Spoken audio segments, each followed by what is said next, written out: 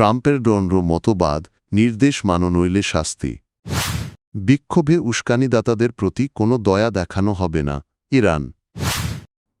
বৈশ্বিক ভূরাজনৈতিক রূপান্তরে চীনের ভূমিকা কি? ইরানে যুক্তরাষ্ট্রের হামলার সম্ভাব্যতা নিয়ে যা জানাল রাশিয়া। ইরানের হামলার শঙ্কায় ফ্লাইট বাতিলের সুযোগ দিচ্ছে ইসরায়েলি এয়ারলাইন্স। ইরানে যুক্তরাষ্ট্রের সরাসরি সামরিক হস্তক্ষেপের আশঙ্কা আপাতত কিছুটা কমেছে। উপসাগরীয় দেশগুলো ও তুরস্কের সক্রিয় কূটনৈতিক তৎপরতা এই উত্তেজনা প্রশমনে বড় ভূমিকা রেখেছে। বিস্ময়করভাবে এই প্রক্রিয়ায় নীরব ভূমিকায় ছিল ইসরায়েলও। মার্কিন প্রেসিডেন্ট ডোনাল্ড ট্রাম্প সম্প্রতি জানিয়েছেন ইরানে বিক্ষোভকারীদের বিরুদ্ধে গণহত্যা বন্ধ হয়েছে।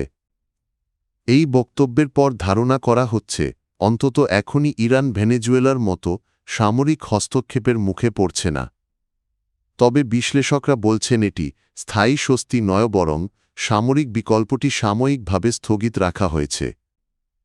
এই অবস্থান পরিবর্তন ট্রাম্পের পরিচিত চাপ ও সমঝোতার কৌশল হিসেবেই দেখা হচ্ছে, হুমকি দিয়ে প্রতিপক্ষকে নরম করা, তারপর আলোচনার সুযোগ তৈরি করা। সামরিক হামলা থেকে সরে আসার পেছনে রয়েছে একাধিক কারণ। আঞ্চলিক মিত্রদের বিরোধিতা, ইরাক যুদ্ধের তিক্ত অভিজ্ঞতাবর অভিযানের জন্য প্রস্তুতির ঘাটতি, মধ্যপ্রাচ্যে অস্থিতিশীলতার আশঙ্কা এবং ইরানে গ্রহণযোগ্য বিকল্প নেতৃত্বের অভাব। ইরানের বিচার বিভাগের প্রধান গোলাম হোসেন মোহসেনী এজেই সাম্প্রতিক সরকার বিরোধী বিক্ষোভে জড়িতদের বিরুদ্ধে কঠোর শাস্তির হুঁশিয়ারি দিয়েছেন। রোববার রাষ্ট্রীয় সংবাদ মাধ্যম মিজান অনলাইনে দেওয়া সাক্ষাৎকারে তিনি বলেন, উস্কানিদাতা, দাঙ্গাকারী ও সহিংসতায় জড়িতদের ক্ষেত্রে এক চুলও ছাড় দেওয়া হবে না। চলতি মাসের শুরুতে জীবনযাত্রার ব্যয় বৃদ্ধির প্রতিবাদে শুরু হওয়া বিক্ষোভ দ্রুতই সরকার বিরোধী আন্দোলনের রূপ নেয়, যা সাম্প্রতিক বছরগুলোর মধ্যে ইরানের জন্য অন্যতম বড় রাজনৈতিক চ্যালেঞ্জ হিসেবে বিবেচিত হচ্ছে। কর্তৃপক্ষ জানিয়েছে বর্তমানে পরিস্থিতি নিয়ন্ত্রণে এসেছে এবং স্বাভাবিক অবস্থা ফিরেছে। এজেই বলেন, যারা অস্ত্র হাতে নিয়েছে, হত্যা, অগ্নিসংযোগ ও ধ্বংসযজ্ঞ চালিয়েছে, তাদের প্রতি কোনো দয়া দেখানো হবে না।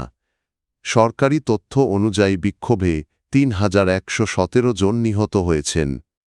এর মধ্যে ২,৪২৭ জনকে নিরাপত্তা বাহিনী ও সাধারণ নাগরিক হিসেবে উল্লেখ করা হয়েছে। সরকার দাবি করেছে বাকি নিহতরা বিদেশি মদতপুষ্ট দাঙ্গাকারী।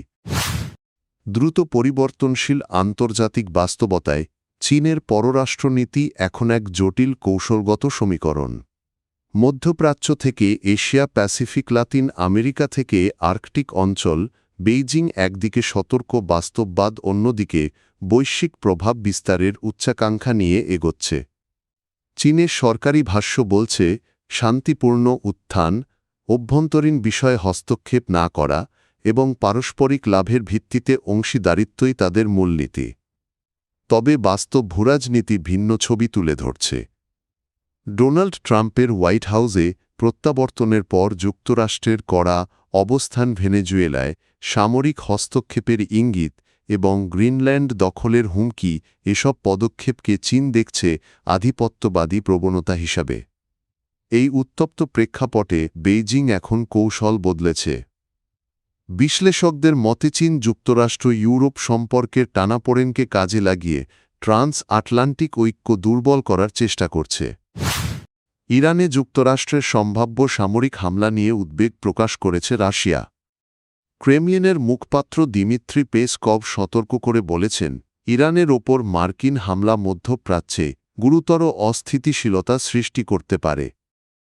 সোমবার সাংবাদিকদের সঙ্গে আলাপকালে পেসকভ বলেন, এ ধরনের পদক্ষেপ এই অঞ্চলের পরিস্থিতিকে আরও বিপজ্জনক করে তুলবে। রাশিয়া উত্তেজনা প্রশমনে প্রচেষ্টা চালিয়ে যাচ্ছে।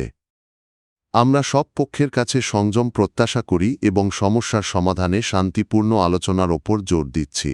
এর আগে ইসরায়েলি গণমাধ্যম দাবি করে যুক্তরাষ্ট্র গত এক সপ্তাহ ধরে ইরানের ওপর সম্ভাব্য হামলার প্রস্তুতি নিচ্ছে, যা ইতোমধ্যেই সম্পন্ন হয়ে থাকতে পারে। বিশ্লেষকদের মতে এই পরিস্থিতি মধ্যপ্রাচ্যে নতুন করে ভূ রাজনৈতিক সংঘাতের আশঙ্কা বাড়িয়ে তুলছে। ইরানে যুক্তরাষ্ট্রের সম্ভাব্য হামলাকে কেন্দ্র করে সতর্ক অবস্থানে রয়েছে ইসরায়েল। মধ্যপ্রাচ্যে ক্রমবর্ধমান অনিশ্চয়তার কারণে দেশটির ৩টি প্রধান এয়ারলাইন্স এল আল-ইসরায়ার ও আরকিয়া যাত্রীদের জন্য বিনা খরচে ফ্লাইট বাতিলের বিশেষ সুবিধা চালু করেছে। রয়টার্স জানায় সোমবার থেকে নতুন টিকিট ক্রেতারা নির্ধারিত সময়ের মধ্যে ফ্লাইট বাতিল করতে পারবেন অথবা ভবিষ্যৎ ভ্রমণের জন্য ভাউচার নিতে পারবেন।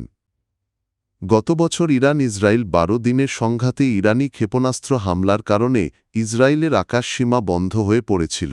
সেই অভিজ্ঞতা থেকেই এবার আগাম প্রস্তুতি নিচ্ছে দেশটি। যুক্তরাষ্ট্র যদি ইরানে হামলা চালায় তার পাল্টা জবাবে ইসরায়েলে আঘাত আসতে পারে, এই আশঙ্কাই মূল কারণ। এল আল জানিয়েছে আগামী ২ সপ্তাহের মধ্যে কেনা টিকিট ফ্লাইটের ৪৮ ঘণ্টা আগ পর্যন্ত বিনা খরচে বাতিল করা যাবে। একই সুবিধা দিচ্ছে ইসরায়ার ও আরকিয়া। আরকিয়ার প্রধান নির্বাহী ওজ বেরলোভিটস বলেন, নিরাপত্তাজনিত জটিল পরিস্থিতি মোকাবিলায় আমরা প্রস্তুত। ফ্লাইট সূচি স্বাভাবিক আছে, তবে প্রয়োজন হলে অতিরিক্ত ব্যবস্থা নেওয়া হবে।